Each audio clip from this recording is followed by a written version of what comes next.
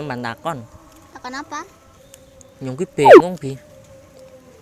Wakil rakyat bukannya menyejahterakan rakyat kok malah menyejahterakan diri sendiri ya.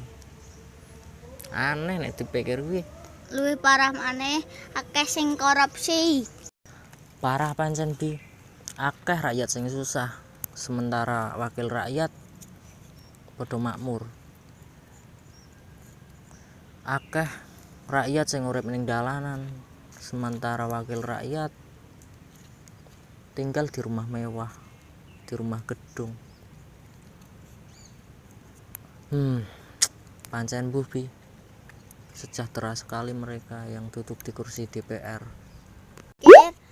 Wakil rakyat mewakili rakyat, Mas. Mewakili rakyat artinya rakyat pengen kaya tapi wis diwakilke oleh wakil rakyat.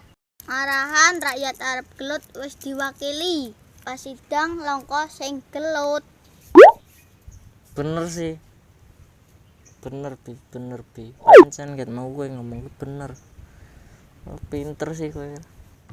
Pinter sekali.